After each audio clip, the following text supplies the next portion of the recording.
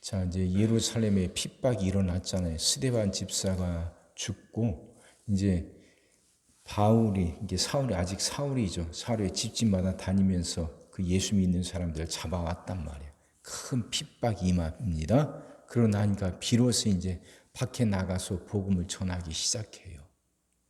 복음을 받으면 예루살렘에만 있는 게 아니에요. 있어야 되는 게 아니에요. 나가야 돼요. 사마리아와 온 땅 끝까지 이르러 내 증인이 되라. 예수님 명령하셨잖아요. 근데 이제 예루살렘 안에서 은혜 받고 막 하니까 이게 좋으니까 우리끼리 이랬단 말이에요.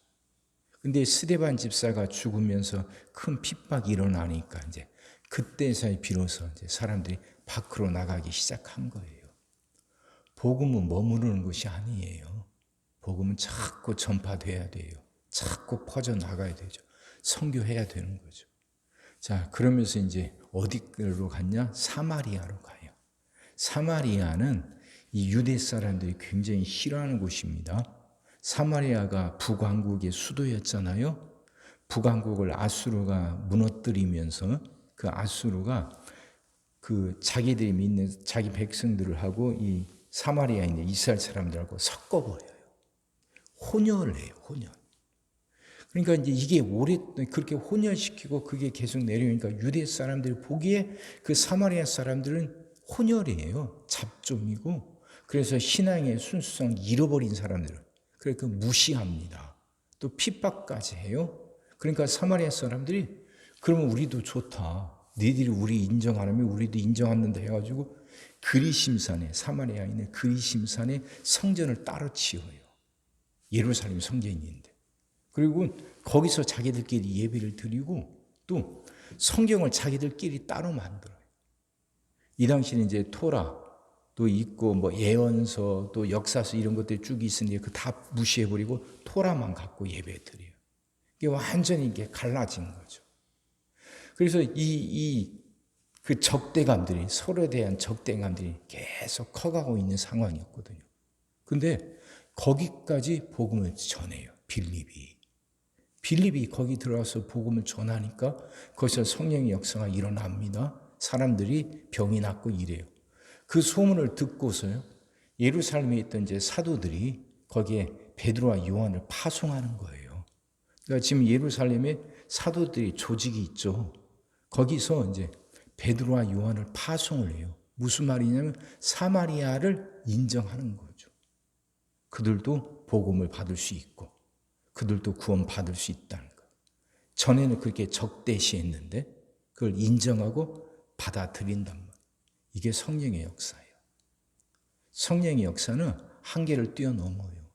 서로 소통하는 것이고 차별과 그 여러 가지 분리를 뛰어넘고 포용하는 거예요. 포용. 자, 그렇게 복음을 전하는데 베드로와 요한이 가서 보니까 아직 거기에 성령을 받지 못해요.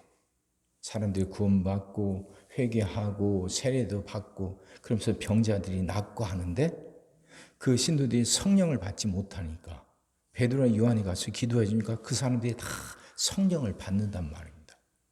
근데 그런 상황에 거기에 시몬이라는 사람이 마술사가 있었어요. 시몬이. 이 마술이 뛰어났는가 보죠. 그래서 그 사마리아 사람들로부터 이제 인정을 받고 있었는데 빌립이 와서 복음을 전할 때 병자들이 낫거든요. 귀신들이 쫓겨나거든요. 그걸 보니까 놀래갖고 자기보다 더 능력이 있으니까 빌립을 따라다녔단 말입니다. 그래서 세례도 받고 했어요. 근데 이번엔 또 예루살렘에서 베드로하고 요한이 왔는데 이들이 기도하니까 성령을 받는단 말이에요. 빌립이 할 때는 성령 받는 게 없었는데 베드로와 요한이 기도하니까 성령을 받아요. 그러니까 깜짝 놀란 거죠. 그래서 이 시몬이 베드로에게 돈을 갖고 찾아와요. 돈을. 이 돈을 몽땅 줄 테니까 당신의 그 능력, 당신이 기도할 때마다 다른 사람들도 성령을 받는 그 능력을 내게 팔으라고. 나도 그 능력을 행할 수 있게 해달라고 돈을 준단 말이에요. 베드로가 기가 막혔을 거 아닙니까? 그러니까 베드로가 이렇게 말해요. 20절. 베드로가 이르되 네가 하나님의 선물을 돈 주고 살 줄로 생각하였으니 네 은과 네가 함께 망할지어다. 하나님 앞에서 네 마음이 바르지 못하니 이 도에는 네가 관계도 없고 분깃될 것도 없느니라. 23절 내가 보니 너는 악독이 가득하여 불의에 매인 바 되었도다.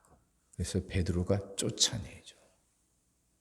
이게 무슨 말이냐면 시몬은 그 성령의 능력을, 성령을 자기가 조종하고 싶었던 거죠. 성령은 하나님이 선물로 주시는 거예요. 그러니까 이 시몬이라는 사람은 그 선물로 받는 것인데 그걸 자기가 조종하고 싶은 거예요. 조종. 자기가 마음대로. 이게 악하다는 거죠. 이게. 복음의 능력에 사람들이 은혜를 받고 구원받는 건 이게 전혀 관심이 없이 자기가 그 영을 부리고 싶은 거예요. 이건 하나님을 대적하는 거죠. 그래서 그렇게 저주를 받고 쫓겨납니다. 그 사이먼이라는 단어가 있어요. 그러니까 성직 매매. 옛날에 그게 많았잖아요. 특히 중세시대 때. 그래서 종교 개혁이 일어난 거 아닙니까? 성직을 돈을 주고 사고 팔고 하는 거. 그걸 사이먼이라 하는데 그 단어가 바로 여기서 나온 거예요. 시몬이란 사람. 그 이름을 그걸 따서 사이먼이 그렇게 붙인 거죠.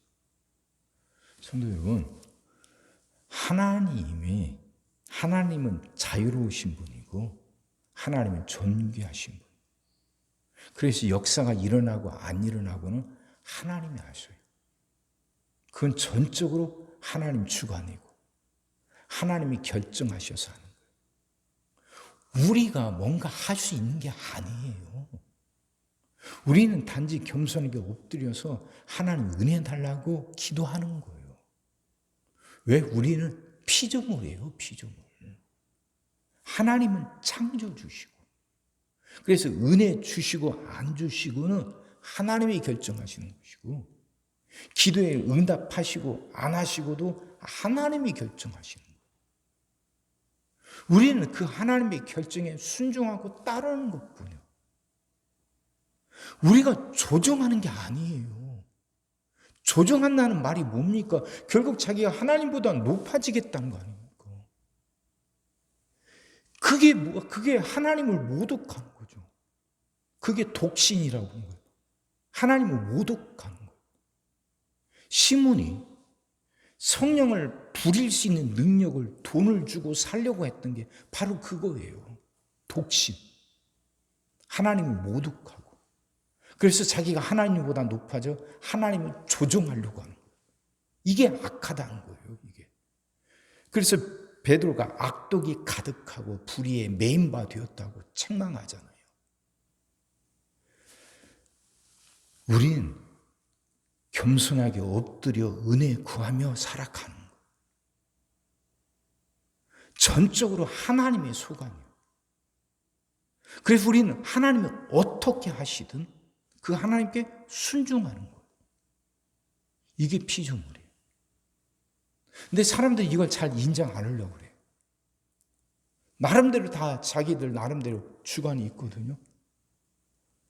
자기도 가진 것이 있고 배운 것이 있고 경험들이 있고 그래도 내가 이만큼 안 돼. 이게 교만인데 사람들은 그게 당연하다고 생각해요. 그래서 겸손히 엎드린다? 전적으로 하나님이 이끄시는 대로 따른다? 이걸 쉽게 잘 받아들이지 않아요. 자기가 뭔가 하려고 해. 자기가 결정하고 자기가 계획하고 자기가 뭔가 이루려고 하고 그래서 하나님도 자기 뜻을 따라야 된다고 생각해요. 자기가 기도한 것마다 다 응답 받아야 되고 자기가 원하는 것마다 다 이루어져야 된다고 생각해요. 그걸 당연하다고 생각해요. 아니에요. 우리는 피조물이라니까요. 세상의 주인, 삶의 주인은 우리가 아니라 하나님이에요. 하나님. 하나님이 세상을 만드셨고 하나님이 세상을 다스리시니까 우리는 그 하나님이 만든 피조물이에요. 이게 우리예요.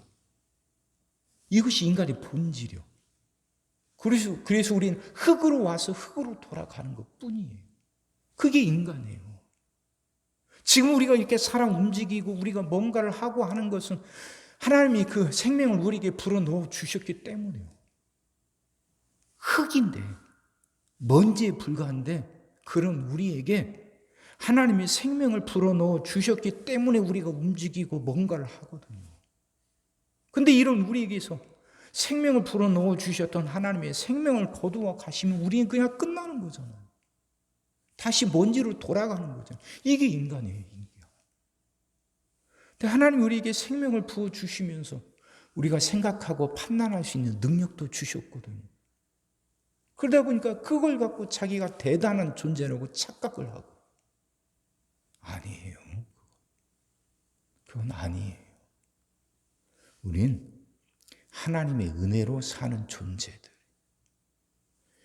그게 내 존재가 하나씩 어쩌고 저쩌고. 그건 인간의 감정이고.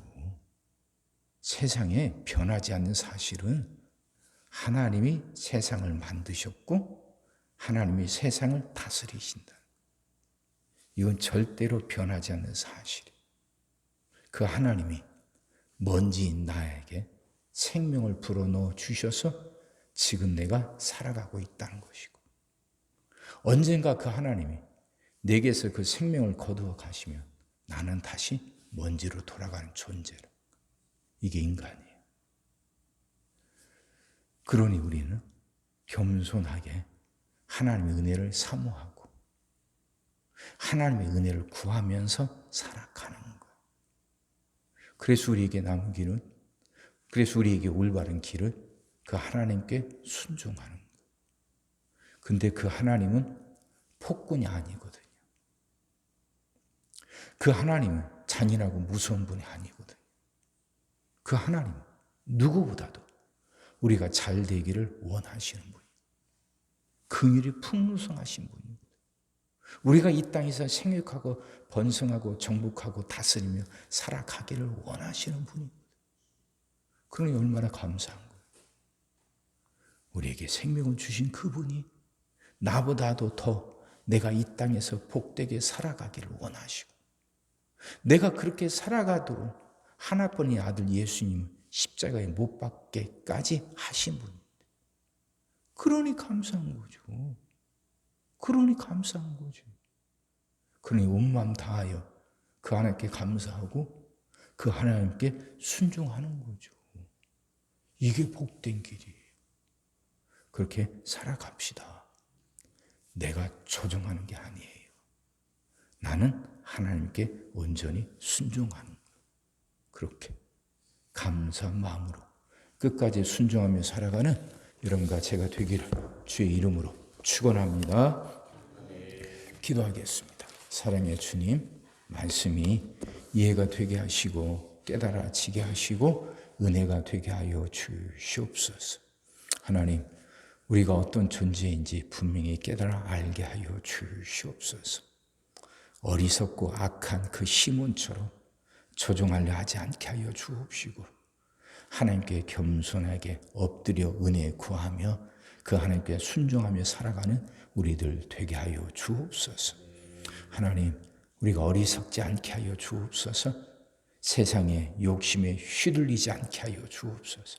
끝까지 겸손하게 엎드려 감사하며 은혜 구하며 살아가게 하여 주옵소서. 그렇게 우리를 지켜주시옵소서. 오늘도 우리 모든 성도들 위해 기도합니다. 한 사람 한 가정 빠짐없이 일일이 찾아가셔서 오늘도 함께 하시고 은혜 내려 주옵소서.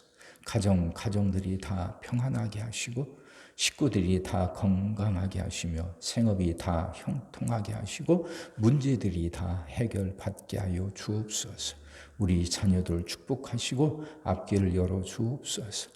우리 자녀들 하나님을 사랑하게 하시고 말씀을 지키게 하시며 하나님께 영광 돌리는 일꾼들로 살아가게 하여 주옵소서. 하나님 우리에게 새날을 주실 줄 믿습니다. 성도들은 질병을 이겨내고 물질 어려움을 극복하고 수많은 문제들을 해결하며 살아가는 그 새날을 살게 하시고, 교회는 예배가 살아나 빈자리가 가득 채워지며 언제나 생명의 역사가 일어나는 새날을 살게 하여 주옵소서. 오늘도 모든 성도들 눈동자처럼 지키시고 복된 길로 인도하여 주옵소서. 믿사옵고 예수님의 이름으로 기도하옵나이다. 아멘.